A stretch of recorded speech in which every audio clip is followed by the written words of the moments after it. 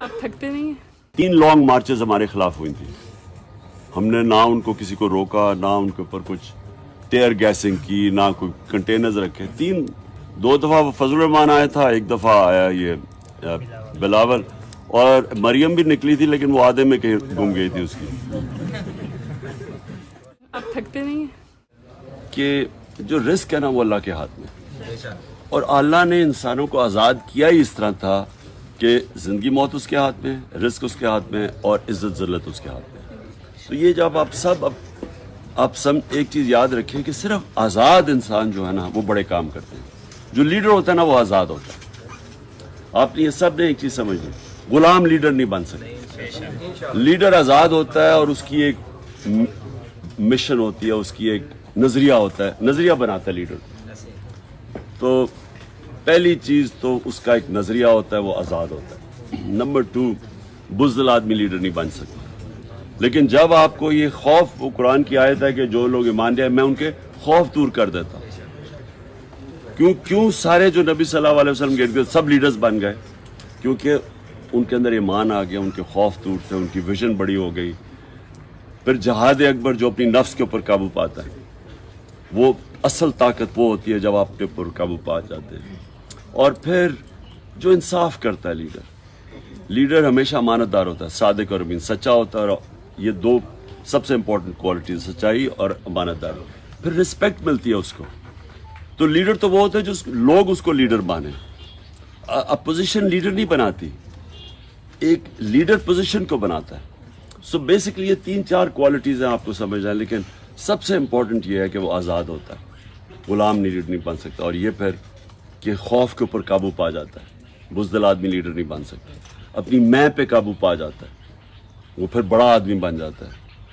सब जो बड़े इंसान थे, कायद आज़म, नेल्सन मंडेला, ये सारे सब दिलेर भी थे, मैं से ऊपर थे, बड़े कॉजेज थे इनकी। अपने से बाहर, अपने कायद आज़म पाकिस्तान के नज़रिया लेके निकले थे। मंडेला आज़ाद करना चाहता था जो कलर्ड लोग थे साउथ अफ्रीका में, 1 मैन 1 वोट।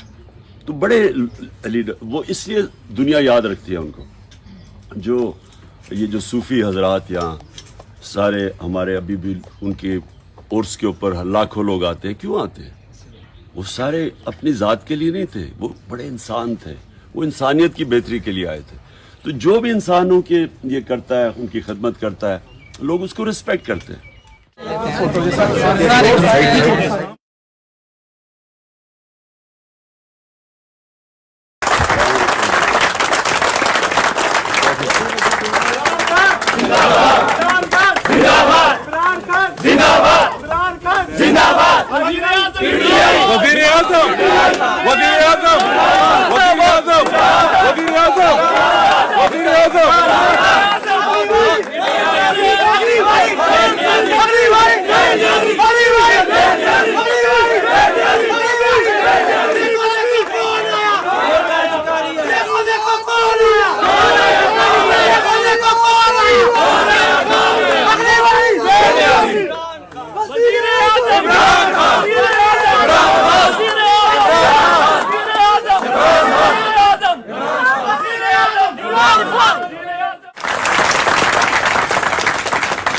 रात को कुछ 10 बजे सोशल मीडिया पे इमेजेस आने शुरू हो गए कि लोग सड़कों पे निकले हुए हैं।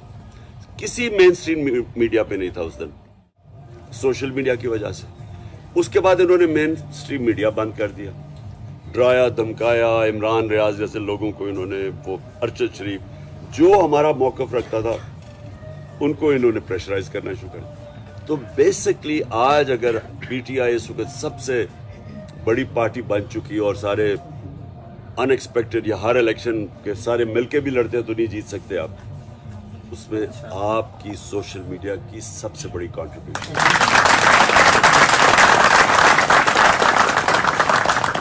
आप ना होते, सोशल मीडिया ना होता, इन्होंने मेन स्ट्रीम मीडिया को दबा लिया था। तो सोशल मीडिया का जितना बड़ा रोल पिछले महीने था, पिछले 6 महीने, उसकी वजह से हम आज इस पोजीशन में बैठे हुए हैं कि सारी पार्टीज एक तरफ है और एक पार्टी सारे मुल्क में छा गई है। और दूसरी चीज़ जो अगला रोल है, وہ بھی سارا سوشل میڈیا اب اس کو ڈومینیٹ کرے گا، کیونکہ سوشل میڈیا اب ایسی پاور بن گیا ہے کہ اس کو یہ کنٹرول نہیں کر سک رہا ہے. یعنی یہ جو بھی چیزیں کرتے ہیں وہ اوپر سے دبا دیتے ہیں سوشل میڈیا میں. یہ کنٹرول نہیں ہو سکتا. اگر یہ کنٹرول ہوتا تو ان کا نیریٹو آج پریویل کرتا. وہ نہیں کرا ان کا نیریٹو، کیونکہ سوشل میڈیا کی وجہ سے آج بڑی انفارم پبلک ہے. سو اس لیے میں نے آپ کو پہلے تو ایک ساروں کو آج خراج تحسین پیش کرنا تھا.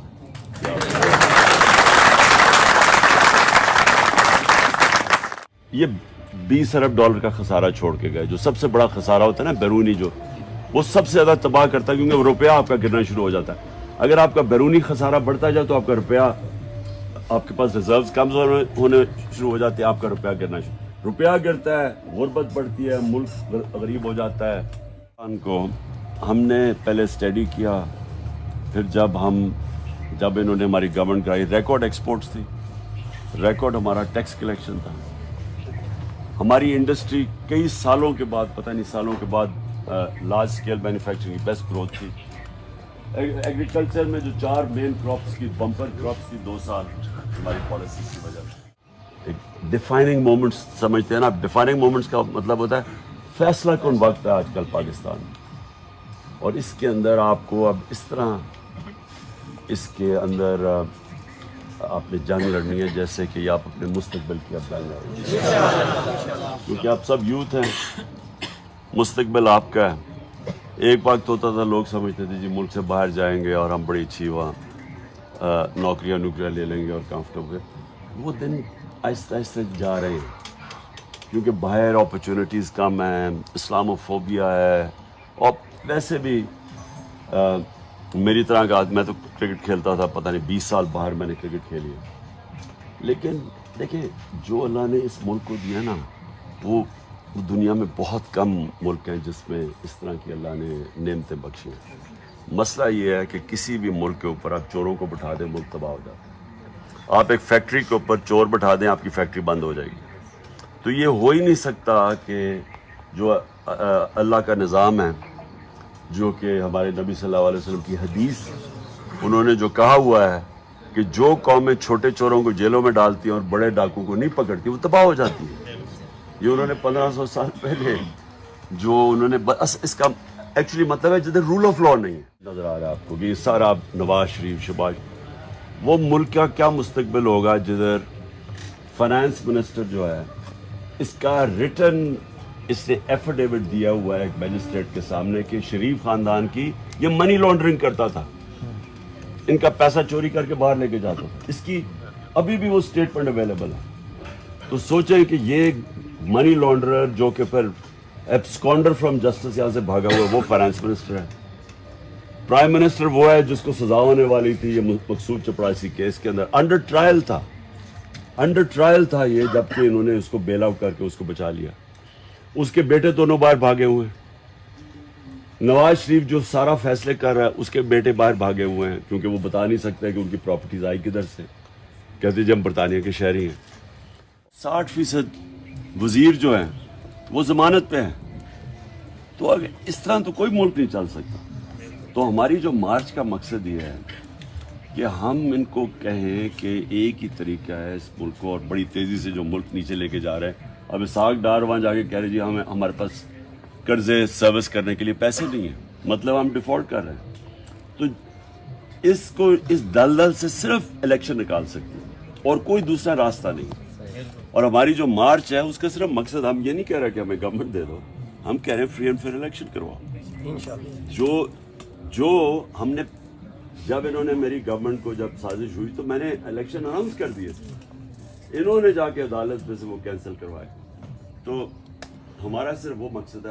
اور جو پیریڈ ہے اب سے جو شروع ہو رہا ہے یہ بڑا امپورٹنٹ پیریڈ ہے.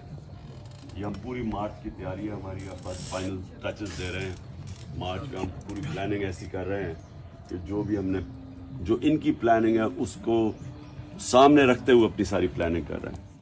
یہ یاد رکھیں